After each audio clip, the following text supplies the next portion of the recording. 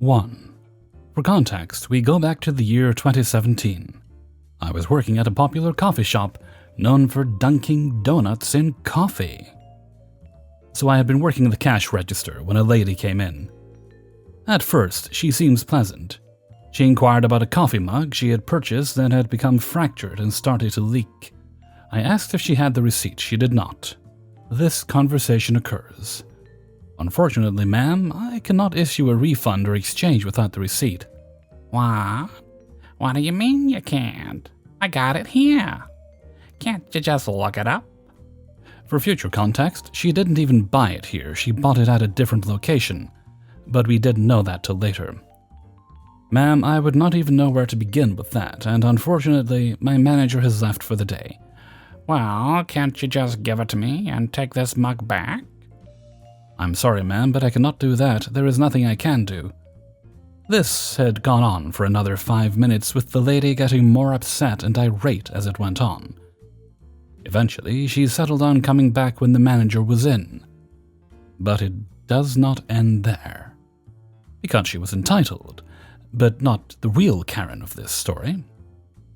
About 2 hours later, another lady who seemed a little older with cheap dyed blonde hair came into the store. I started to give her the standard greeting when she had cut me off by slamming her palms on the counter. Hello, welcome to Dunkin'. I want to speak to the person who would not give my friend a new mug. That was you? No, unfortunately, it was me. So I answered yes, and boy, I wish I hadn't. I believe so. What can I do for you? You're gonna give my friend a new mug, and then give her an apology. Do you understand? I really wanted to cuss her out, being a dumb teenager who did not like being talked to like that, but I remained professional. Ma'am, I apologize that you and your friend are upset about this, but there is nothing I can do. Karen did not like this answer. The second I said that, she yelled at the top of her lungs. You will give us a new mug, so help me God. She again slams her palms down on the counter. I'm a little startled and now shaking a bit. I have PTSD from a violent upbringing, so things like this immediately get my adrenaline pumping. I would normally get defensive, but lots of therapy helped me get this under control. Ma'am, please calm down. There is truly nothing I can do in this situation. I told your friend the same thing. My manager will be in tomorrow, and if you wish to talk to him, you can. Karen berated me a bit more, then she screamed about wanting the manager's personal number to talk to him. I told her I could not do that either. I won't lie. I started to smile watching her tantrum. She insisted I give her the mug for being so rude and unaccommodating. That this was ridiculous, and how dare I not give her what she wants.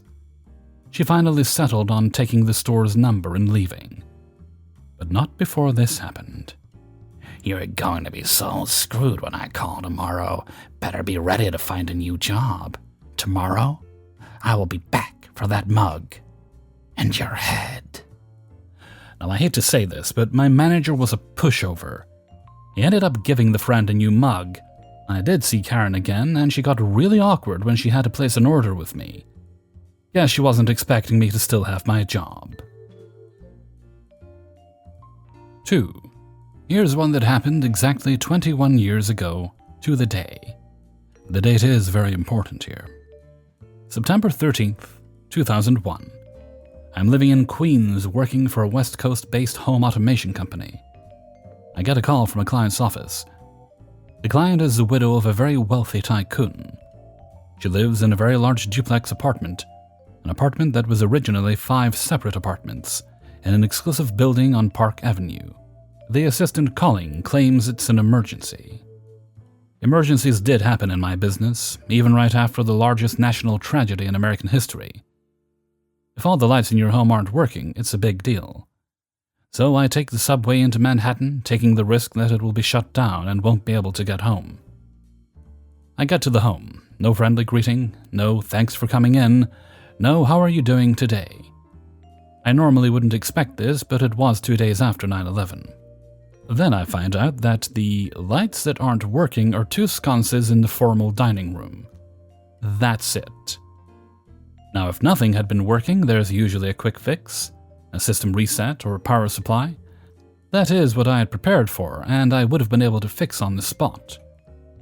but I did not have the expensive part I needed to fix the 2 sconces in stock. It would need to be ordered from the factory in California. Please note, I had previously warned the client that their system needed to be upgraded, or they might face several delays due to obsolete components. But they didn't want to spend the money. I finish my analysis and I go to the staff office. The home had a staff office, to talk with her assistant. I said normally I'd be able to have the part sent overnight and I could finish the repair tomorrow. But that will not be happening because the air freight services are shut down, and I don't know how long that will last. I can have it shipped ground, which is around 7 to 10 days, but it might be better to wait and see what happens. Then the assistant flips out on me, claiming Ms. Rich is flying back from South Africa tomorrow morning, and this must be fixed before she gets home. And I simply say, no. The assistant was not used to hearing that word. I elaborated. No, Mrs. Rich is not flying back from South Africa tomorrow, for the same reason I cannot get your part tomorrow. Haven't you been watching TV? The assistant retorted with something about how she just knew everyone would use this as an excuse. I was seriously about to lose it, having been in a heightened emotional state for the past 2 days, so I made a quick exit. And once I was able to get the part, I took my time in returning to make the repair. Even though it meant Mrs. Rich had to eat in a formal dining room with dark sconces for several weeks. Unless you decided to eat in the formal living room, or the informal dining room, or the kitchen, or the breakfast room, or the game room, or the family room, or the private dining room of her private study. Most of my wealthy clients and their staff were smart enough not to piss me off. She wasn't. After I wrote this, I remembered another story with the same client. It was in the early 90s. I was very new to the job. I went to the apartment at the scheduled time, using the back elevator and entering through the kitchen. When I got there, the assistant says, "You'll have to wait. Mrs. Rich is eating in the breakfast room." I told her I didn't need to go to the breakfast room, the problem was in the home theater. Both rooms opened into a larger central hallway, and Mrs. Rich had that door open. The assistant said, "But you can't cross the hall until she finishes and leaves the room. She might see you."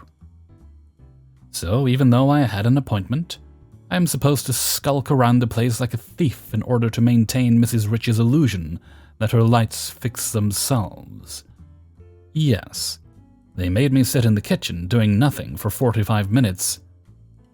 It would have literally taken me 1 second to make the one-time trip across the hall, but the risk that Mrs. Rich might have glimpsed me, the person she hired to fix something, was just too great. At least I was billing by the hour. Of course, they complained that the bill was too high, insinuating I had taken my time to pad the bill. 3. First, I'll help you understand my husband and I. My husband is a disabled combat veteran, and after returning home was able to use his high alert and keen eye as asset protection for a large box store. Basically nothing rattles him. While he was never allowed to get physical in order to make a stop, he was in order to defend himself or others. He's also very large, fit, and intimidating, so it rarely was an issue.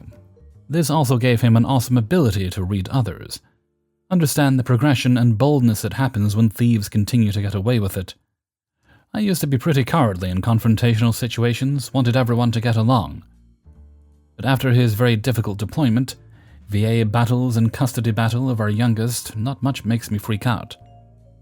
There were times I'd help him with his job as being a shopping wife, would allow them to be bold in front of us, not knowing they were being watched the whole time. We make a great seamless team in almost everything we do, and several times found America's most wanted criminals that U.S. Marshals had contacted hubby about, and worked to get them in cuffs.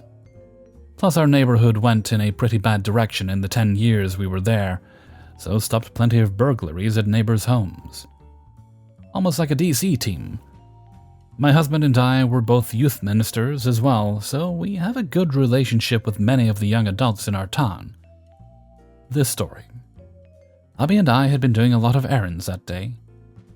Necessary shopping for things needing repairs on the farm. On the farm also means we live a ways from town, so we try to get as much done as possible in one go. He had also worked earlier that day, so we were both pretty tired. We stopped at the last gas station on the road home, Stacy's on River Road. We have a history with this particular store, as we used to live close, have friendships with many of the employees, and know people that were injured during armed robberies.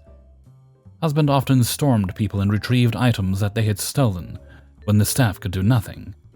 After years of only being able to do so much, he was more than happy to do what the staff couldn't. The thing with thieves, especially with remote 24-hour stores on the edge of town, out of police view, is that it's an easy target. Young kids or addicts both will make a quick grab and run.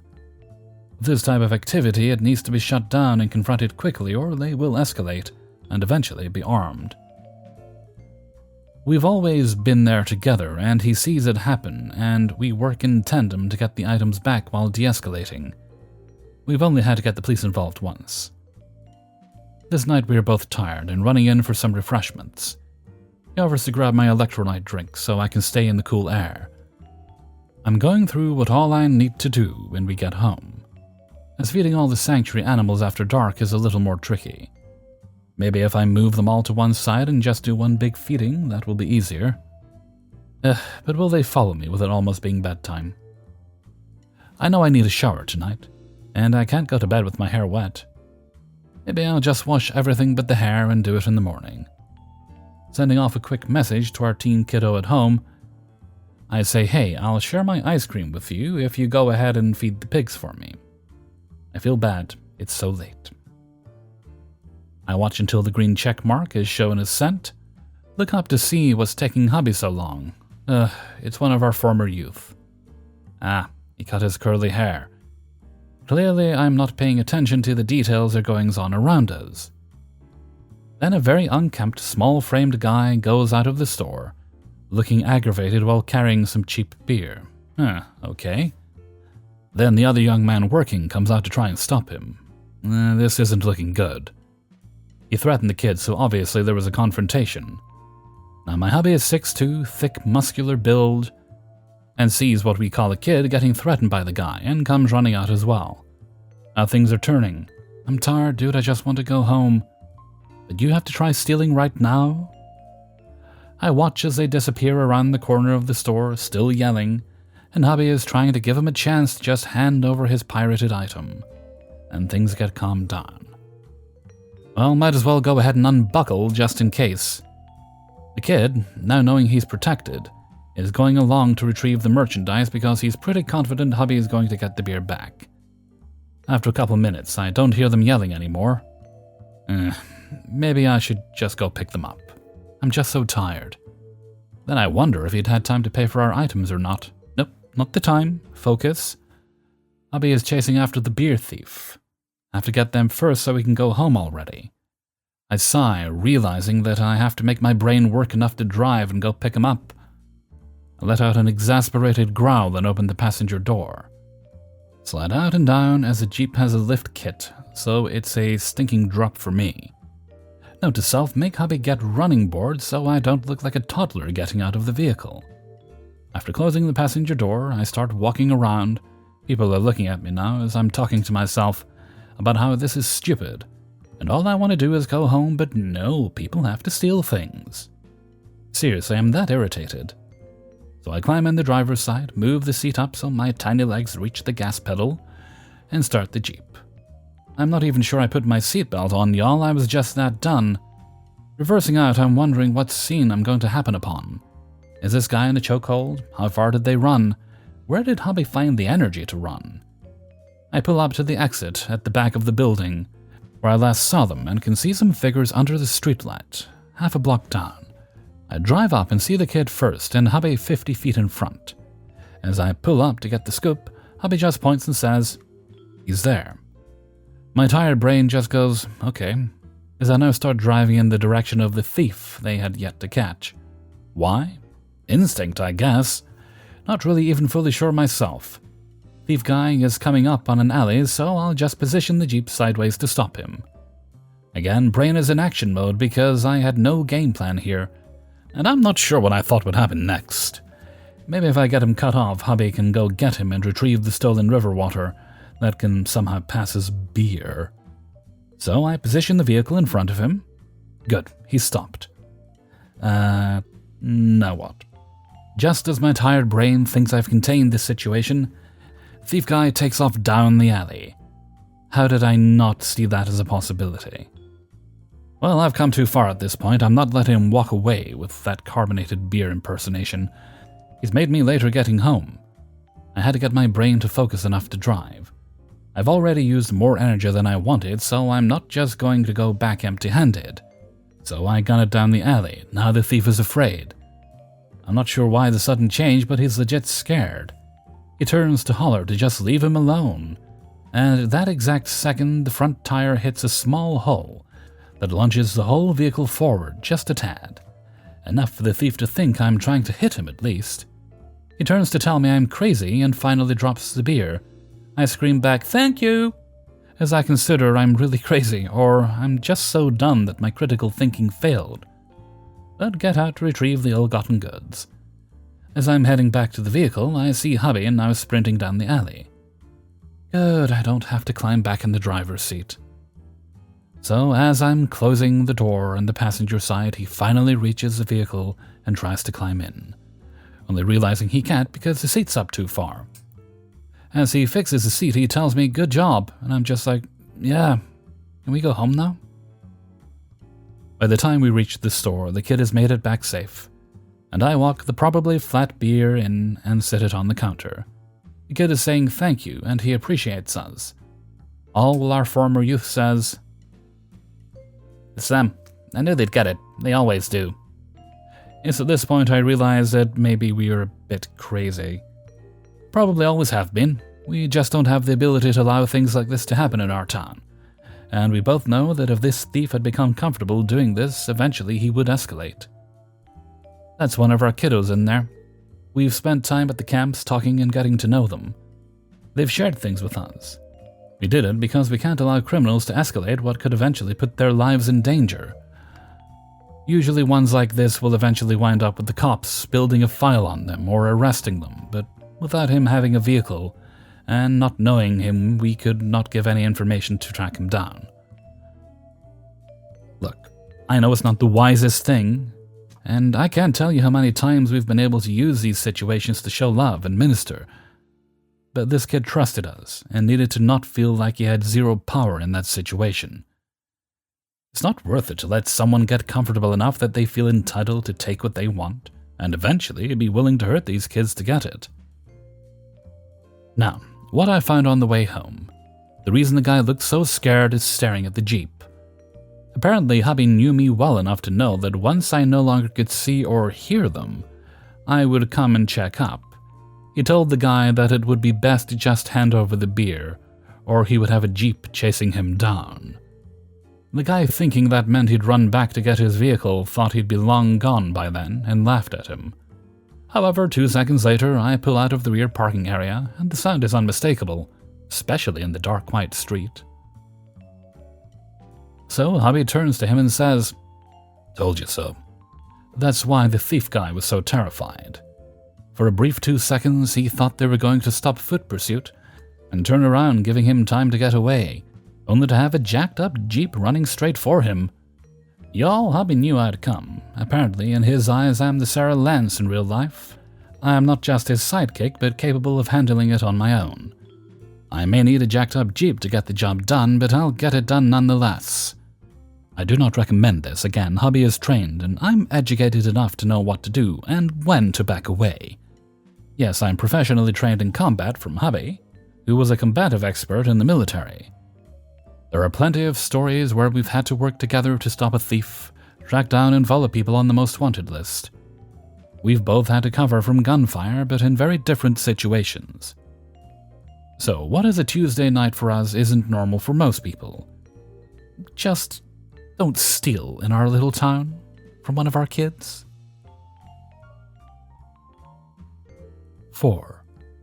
For context, I was on a sort of summer camp-style trip, and there were 10 guys, including me, in the room.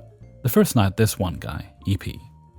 who was with us, that me and my friends in the room, 4 of them I didn't really know and had just met there, was watching Family Guy on his phone without headphones and announced to one of the 4 people we didn't know what was happening, which we didn't really care for, and even though he put headphones on when asked, he took them out again not long after. When time for lights out comes around, one of my friends plays music from his phone for the rest of the group, because he knows that it helps them all get to sleep. This music was quiet enough that it was basically background level here. You wouldn't hear anything through the wall. Well, EP started shouting at us that, "I didn't have a very good night last night and I'm trying to get to bloody sleep, okay?" But we just said that everyone else was fine with it and ignored him, because he didn't respect our requests, so why should we do the same for him? He ended up going out of the room, shouting about how we were selfish people to the program staff in another room in the dorm. Just to make my point again here, these staff were in the room right next door to us, and couldn't hear anything. The next night, this guy wasn't there because he decided the room was too hot the previous night. Another reason for music to relax, and we played the music again, about the same volume. Just to note here now, I'm not someone who likes any kind of noise when I go to sleep, and I fall asleep with the music still playing and audible to me. So I feel like that goes to show how much this guy was overreacting. On the Wednesday night, I remember that 3 of the guys went into the bathroom and closed the door because they were going to call a girl I'm also friends with to plan Thursday morning because they wanted to go see the sunset from an area on the campgrounds. EP kept complaining, saying, "What the hell's going on in there? I want to know." And I ran out of patience with him and didn't shout this but angrily told him, "Shut up." They eventually ended the call, and you could kind of tell he was annoyed by that point, even though he could have just gone to sleep instead of moaning and trying to sabotage our plans. Maybe 5 to 10 minutes later, we hear what sounds like a knock on the door to our room, so one of my friends, Lewis, gets out of his bed and goes to open the door. When he's about 90% of the way there, EP shouts something like, "Enough." It happened quickly, I don't remember everything exactly, and runs over to Lewis as he opens the door a little bit, shoves Lewis away from the door, causing him to close it, turns on the light and shouts, "Everyone out of bed right now." Before I go any further, I feel the need to explain the layout of the room. The best diagram I can give of the beds, bunks, is 2 friends, 2 cool guys we met there, EP's bed, Lewis's bed, the door, the bathroom, and then me. My bed is horizontal, so I'm facing the door, and EP and his ran between the beds of EP and the 2 friends, meaning he ran towards me before turning left. And remember that I couldn't see, only hear, so I was terrified, because I'd only heard him shout enough, and for all I know he could have been coming to attack me because I'm supposedly evil along with my evil friends, meaning I was terrified. And when he turned the light on, I saw Lewis still stumbling back from being shoved, and he was nearly shoved into the 2 guys' bed. We checked on him, and yes, he was okay, thankfully. We obviously refused to get out of our beds, meaning EP once again went running next door, though the staff understood that we thought we heard a knock. Nothing really happened on Thursday night because we were silent as possible. Not because we didn't want to play music or anything, we did, but because we considered him a nutcase by that point. Thankfully, nothing else happened with EP the rest of the week that we know of. Some people just need to learn to relax and not try to be assholes all the time. 5. Hey gang, this isn't my story but that of my girlfriend, but obvious I have permission. She really wanted to share this story and asked me if I'd be willing to write it up. No problem, especially because I think it's a fun story. Business trip.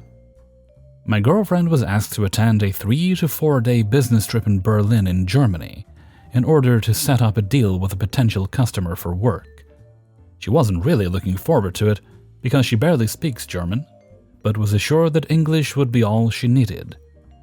They really wanted her there because she was pretty good in sales, but also had a good understanding of the technical side of things.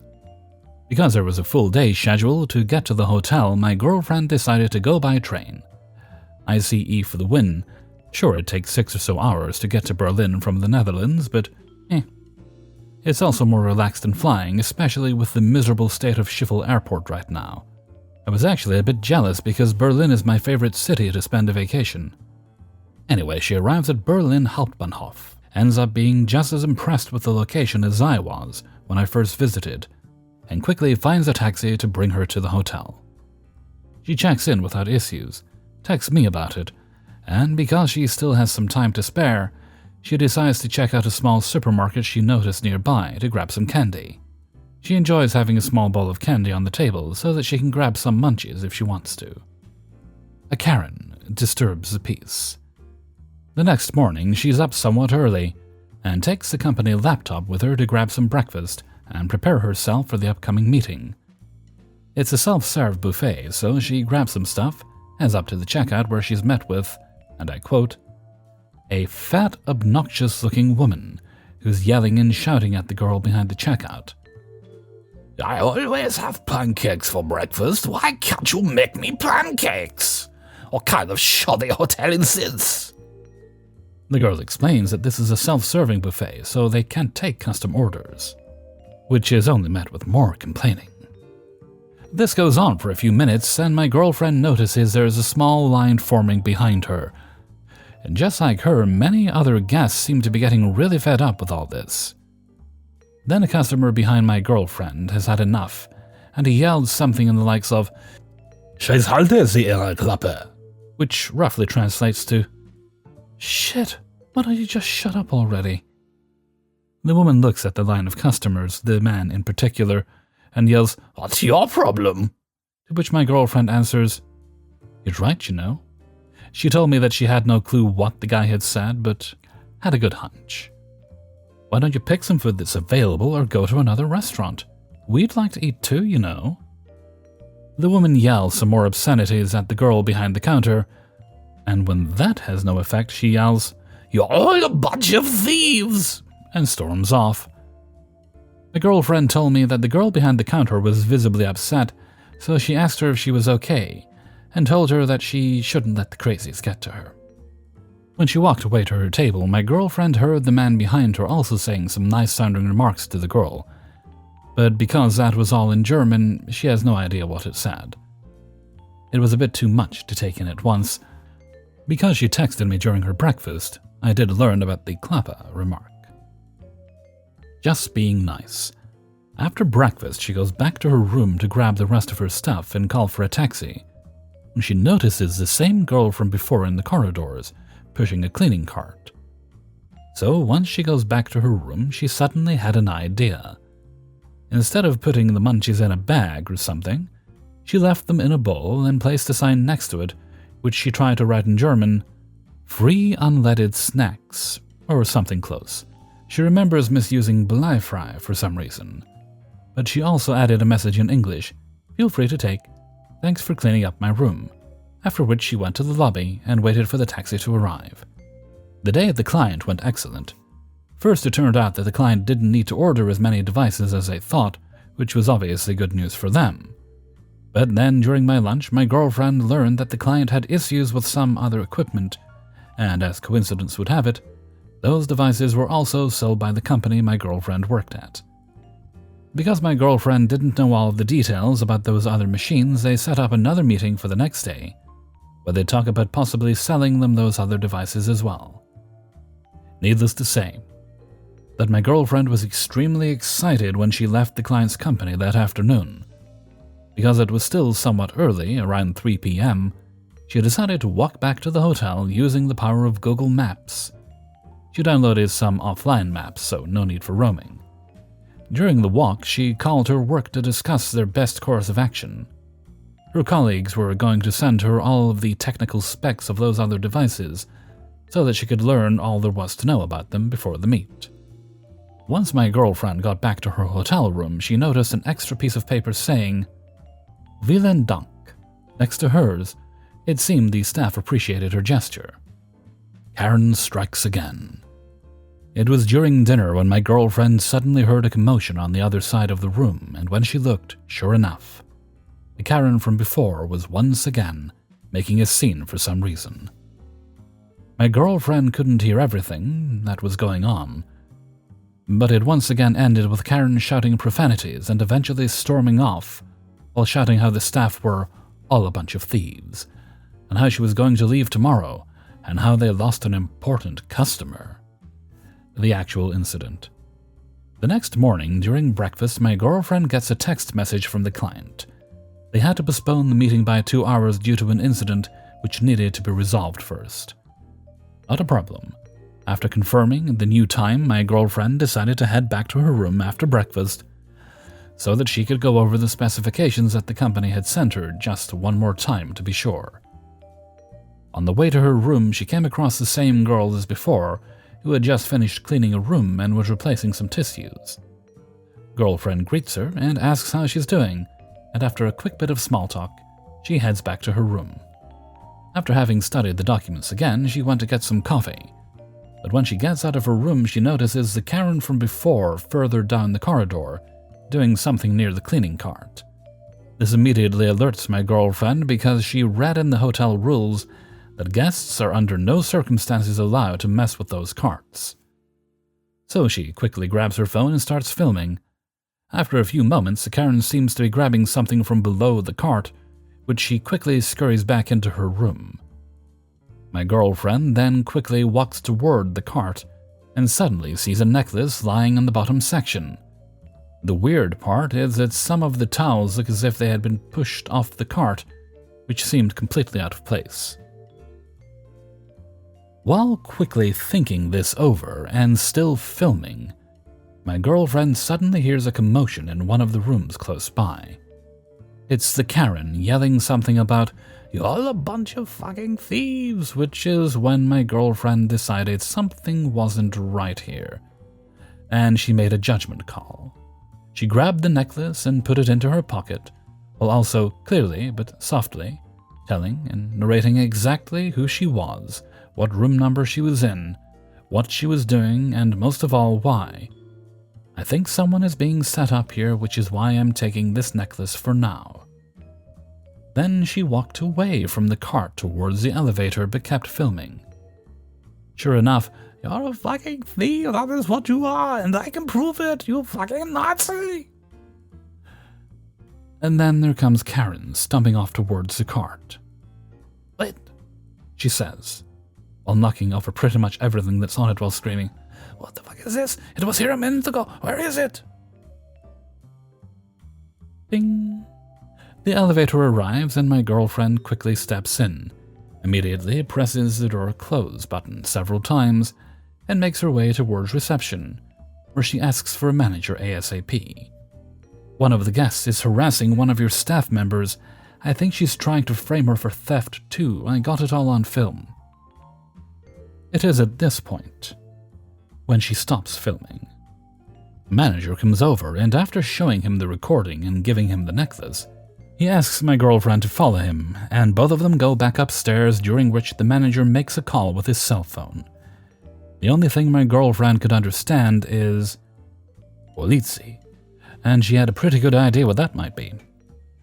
Once outside the elevator, they were immediately met with the mating call of the wild Karen. The woman was practically screaming incoherently until she noticed the manager and my girlfriend walking towards her. "Finally, a manager, I need to report a crime." After which she makes up a story about how the cleaning lady grabbed her necklace, ran out of the room, and then quickly handed it over to an accomplice. After Karen tried to stop the thief, he pushed her into the cart, which is why everything had fallen onto the floor.